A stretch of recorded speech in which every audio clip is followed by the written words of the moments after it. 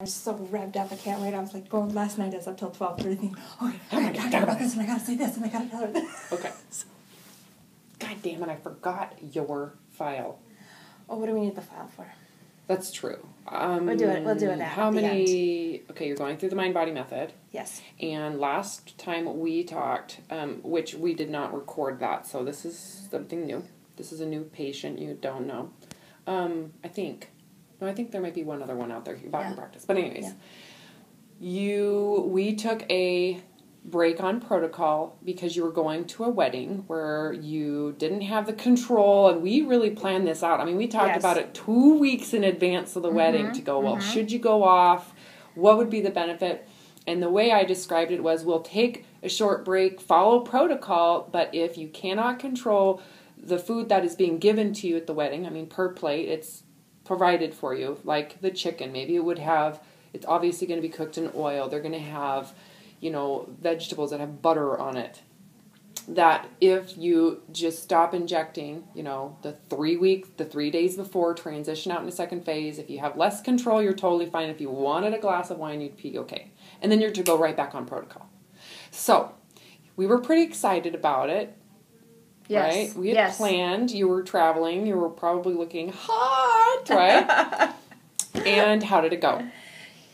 You know, it went well. I was really excited that I kind of was going to have a little more leeway. It was a little safe, you know. So was it a good decision emotionally for you? You know what? It was, because it was a good way for me to test the waters and to reevaluate and now be on protocol, but continue the mind work. Yeah, so it's kind of like you stepped off to just dabble in reality to see where you were at, and then to come back in and then know where you got to get your bearings emotionally for what we need to work on. Right. So I could see where I was going to have problems, and then I could see where I'd be okay, what didn't bother me. And then I kind of got into old habits, like, oh yeah, that looks good. I can imagine how that's going to taste. And I had to like stop myself.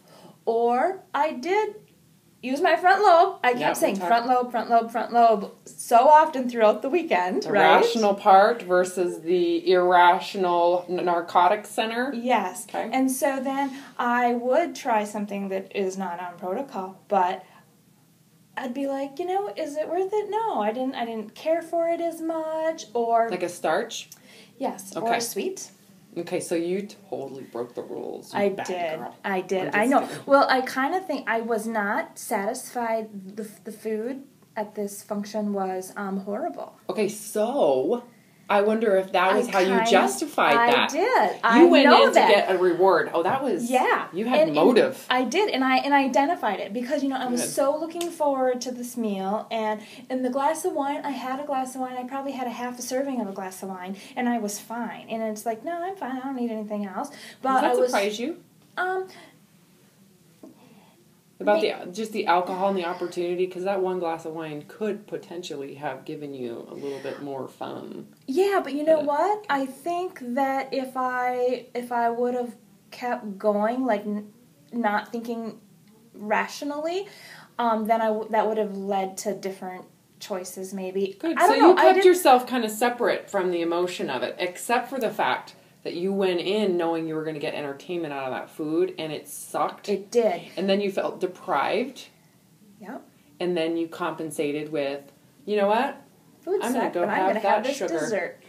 Yeah, I did. Awesome. And you know what? I'm paying for it. Like, I feel like I did okay, but I totally know, and we identified this before, that was my issue. And it's always been my issue. Addiction symptoms that you need sugar just to feel normal. Yeah. So that's the narcotic center going, well, if you don't get sugar, dopamine's going to be low. And how have your cravings been since then? You know what? I'm struggling with PMS, and then that little indulgence I'm paying for. I do okay, but then at the end of the day, I'm kind of like, I'm not necessarily hungry, but I'm emotionally famished and ticked and want this and want that. Deprived and angry. And you're getting signs that, okay, all right, well, have you increased your protocol food, or are you now starting to justify little cheats here and there? You know what? I was starting to justify little cheats. Like Sunday when I got home, Monday late in the day. And so then I identified these, and I was going to last night, and I'm like, no, the buck has got to stop here. And so I remembered, because, it's a lot of new information, too, when I was like, okay, increase your protocol foods, It's a lot, and you have to be adaptable. Yeah. And not judge yourself. No. Remember, I've always said, don't criticize what's going on, observe it. If you're criticizing it, it feeds into the justification of it. And so, I may not be perfect, but I feel like I'm making headway from the things we've talked about in the past. And so I kind of thought about that and like, no, okay, now I need to use this as a learning experience. I'm not going to beat myself up about it. What could I have done differently? How was I feeling? And so I've identified some of those things. And what I'm coming away with is some of the people that we call friends maybe really aren't friends. Maybe alcohol was always involved, and so that was the fun. It wasn't the people. And so I'm kind of, because I'm looking for more in a relationship than the surroundings. Yeah. Then let's get drunk and be stupid together. Yeah, so it's kind of like the food and the alcohol was always the entertainment and the fun with maybe certain people.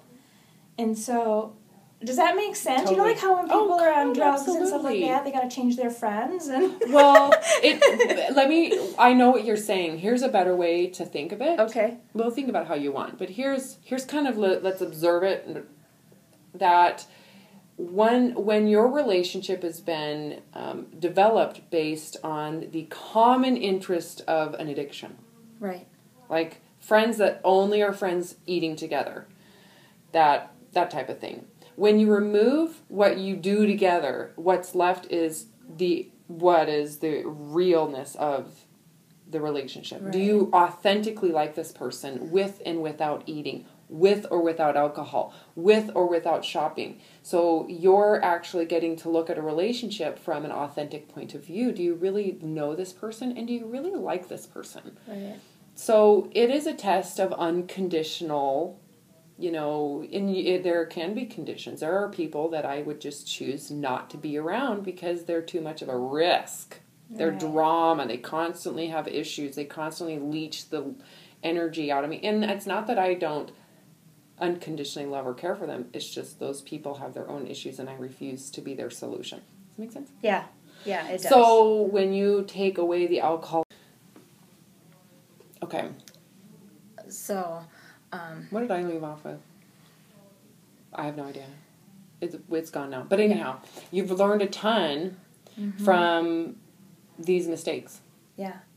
Yeah. Which, in my head, when you justify them, they're not mistakes. You had a justified reason for why you needed it and were entitled to it. Let's talk about PMS. Yeah. Because would you agree that it's real? It is. Oh. It's real. It's big. It's... And on the protocol, some people, it's worse. Okay. Wow. So... Because typically, I'm not one that really has a lot of bad PMS. I have a few moments, few hours or whatever, but I noticed it, and I think it was kind of maybe the letdown of what was supposed to be a really big weekend. Because you put a lot of weight in getting access to food. That, and also I had some other expectations that didn't really go with the food, but like activity-wise and how it was going to be, and there really wasn't that. Like, I wanted to be at a lodge where we could really get out and be up north, and it wasn't that. You wanted a vacation, and it was not a vacation. No, it wasn't the setting, and that's all aside from food, so there was just... So what was the real problem when you really look at where, if you could go back to a week from today... What could you do in the future, let's say that you don't repeat the same kind of discontent with something? Where did you go wrong? Was it in the idea of what you thought it would be and making the assumption that your thoughts were correct? Yeah, I kind of think that I had a vision of what the place was going to be like, where we were going, all that would be involved, all the things that we would do. The nostalgia of the wedding, the nostalgia over getting wedding food, and it ended up being shitty. Yeah, okay. A lot. Maybe that was your palate, too. You got to understand how clean your palate is. Yeah. And how the food... Did you hear anybody else say the food was like, oh my God, that was awful? So maybe it was overcooked? You know what? There was quite a few things that were undercooked. My green beans tasted like fish. Oh my God, that poor woman. Fish dish that was served, but... I had heard bits and pieces of different things, and the pork loin was undercooked, and then the way that the tables were served, people didn't get their food all together.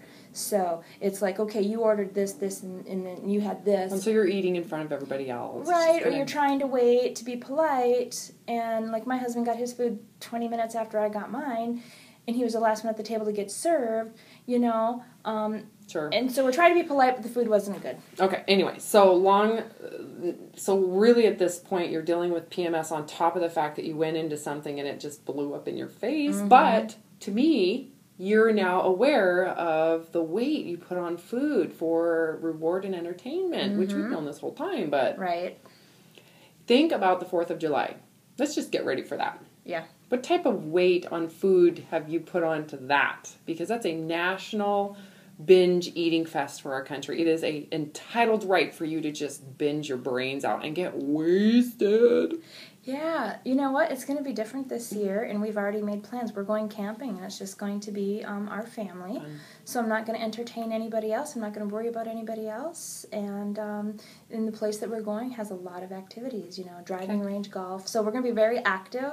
Awesome. How about the drive there? Do you normally eat Skittles and candy on the drive up? No, I usually pack an apple. Well, lately, I pack an apple or an orange. And you know what? And we're actually going south, and it's only an hour and a half, so we're not going to be in the vehicle for a long time. How about what's the American 4th of July food besides hot dogs, hamburgers, potato salad, macaroni salad, watermelon? Mm-hmm. Don't forget, there's usually a cake that's got the blueberries for the stripes and maybe strawberries on the Cool Whip or whipped cream.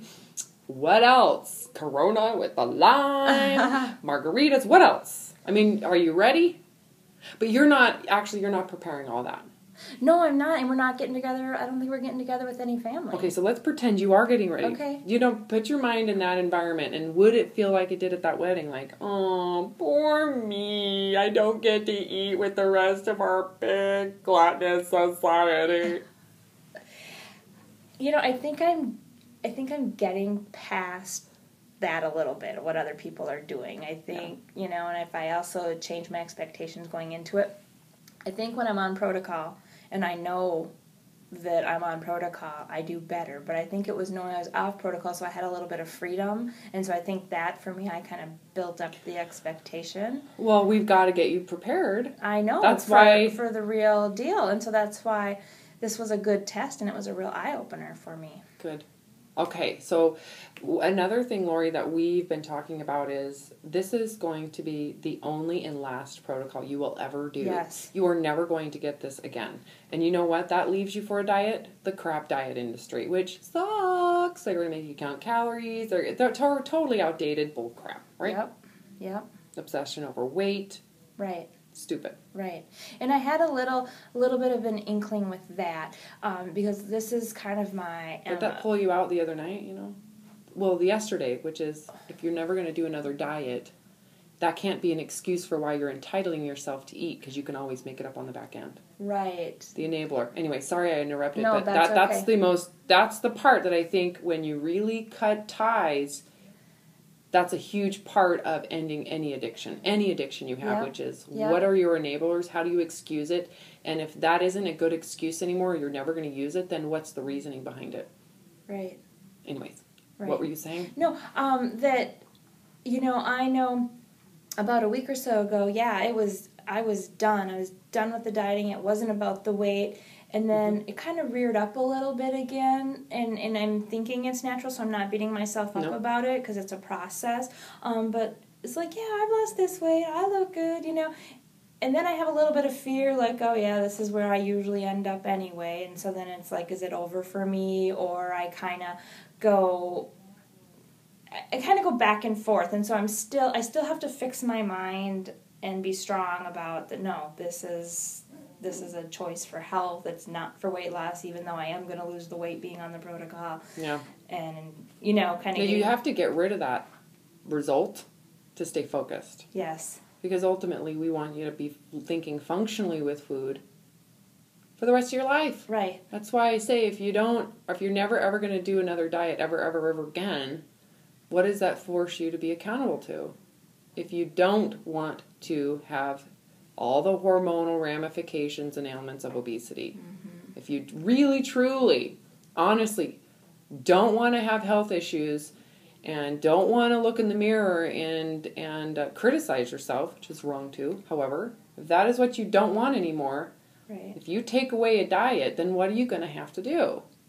Change the way you view food and the relationship you have with it. Otherwise, you'll continue that crazy marriage that sabotages your own health.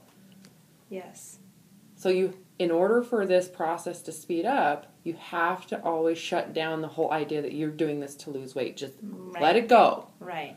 So you can focus in on changing this relationship. Because if you don't do that, what do you think is going to happen every time you have a wedding, a cocktail party, a night out, those easy environments? You know, you did make a huge shift in the way you thought a couple weeks ago. It was a big shift. Yes. Took some slapping, but we got it done. Yes, we did. And so what this tested is, okay, now you have a new way of thinking, but now let's put you under a test. It's easy to think this way when there's no issues, when there's no... Let me know when you're done. Okay. Ask a quick question. It's easy when there's no triggers. Right. To go, oh my God, my relationship with food is so much better and I'm going to eat so much healthier and I don't want sugar. That's so bad for you. Yeah. Right? Yeah. Yeah. And then all of a sudden you get into a social environment where normally you let yourself go and your brain reacts as if, oh, here's the environment. Dopamine goes down because she's going to go give me a huge dopamine level. So you end up getting to an environment and have stress response out of a party. Right. And so you get a trigger. And then you have to be aware. Remember we talked about that frontal lobe versus the cocaine, narcotic, dopamine area of the brain that is highly addictive with sugar, exercise, narcotics, nicotine, anything that has to do with stress. Right. Right. And you truly had to live through some of that. Yeah. But by keeping that awareness or observing it, you now know how intense it gets. Yes. You kind of get sucked into that vortex. It's like being a teenager. Right. In the frontal lobe, every time you make an excuse for why you need to eat, you're basically saying, you know what, I don't want to be rational. Turn it off, turn it off, turn it off, turn it off, turn it off. We don't need to be thinking and making an educated decision right now. Yeah. So you're training this to be underactive and training the narcotic center to be more demanding. Right. The squeaky wheel gets the grease, honey. Yeah. Which one's squeaking? Sugar, sugar, sugar, sugar. Alcohol, alcohol, alcohol. Fun, fun, fun. Yeah. So it's good for you to get those experiences. This is why, to me, what do you think happened hormonally with the cheating? Oh, wow. Did you notice your hot flashes? Did you notice there were some symptoms that came along with it? Okay. Yeah. Chances are you gained 4 or 5 pounds potentially, and it's taken, I don't know, 4 to 5 days just to get back to where you were before Saturday. So you almost, in terms of like the goal of weight loss, you could say this is a huge failure. Hello. Right. If we don't worry about that, then we're so focused on the front end of the work. Yeah. Can you see where your motivation is now focused in, I got to get rid of this. I'm pissed. You get kind of pissed off about that need for food. Yeah. Yeah. Yeah. But I can see where this is only going to help me, Finish it sooner. That and in the end when I do kind of am done and I get put into those, or have those situations, because you can't like live as a hermit. The goal is to live in the most gluttonous society in the galaxy. I'm just going to say galaxy because it's true. And not participate. Yeah. And not feel like you're being punished either. To be able to go into that environment and witness your spouse, your friends, your siblings, and everybody in the world gorging their brains out because they've entitled themselves to it. Which means they've entitled themselves to all the disease and obesity. And not participate. And be okay with it. And still have a good time. Right. And enjoy life and not feel deprived because you're changing your identity with food. And your body as well. Right. You're right where we want you to be. Okay. You've been doing this since mid-May. So, and you're doing injections. So, I mean, you've got, this is day 31-ish? Although you took some breaks in there. So you've got about 20 more days, 2 to 3 more weeks. How do you feel about that? Good. Do you feel like that's enough time for you to really focus in on this? Focus in on, what we need you to focus on so that when we transition you into the second phase or P3, that you'll feel more confident in your ability to keep your relative view from hunger first. Yes. Yeah. You do. Yeah. Well, by then you should be like, bring it on. I'm so ready. I'm ready to get into that environment. And I'm comfortable with it. And and you're always going to have a little anxiety. Everybody has anxiety at that transition because you have to trust that your hunger rhythms are trustworthy, that you're not going to blow up like a balloon eating 3, 4, a lot more food. Right. So, right. Some of this confidence doesn't happen during this phase. Do you see why? Yeah. It comes in the second phase and then in maintenance, getting out and living in reality, because now you have an authentic view of your relationship with food. Right now we've got you almost grounded from it, so it's not necessarily, it's safe, it's cozy, it's protected, it's black and white, the rules are made for you, the decisions are already pre-decided. The only thing you got to worry about is, do you eat when hunger and only eat enough for hunger to go away? And doing it with detaching from the idea that you've earned yourself some weight loss. Get over that. Right. Well, once we transition you, it's like taking that compass I'm trying to teach you about. We're trying to teach you where north is. North is between 3.5 and 5.5 on the hunger scale. And right now, on the protocol, you can see the end result. You can see it's very clear. It's like a non-cloudy day. There's nothing to obstruct your view from the goal or from what's going on. It's very simple. Right. Second phase is like taking you with that compass that we hope to God you learned, because we're about to put you in the forest where you cannot see where you're at. You don't have a visual bearing of where north is, and you've got to stay focused on what's 3.5, 5.5. Make sense? Yeah. Because we're about to take away HCG, which is very powerful, and we're about to add fat. So, okay, I'm going to end this. Okay. Thank you so much for sharing.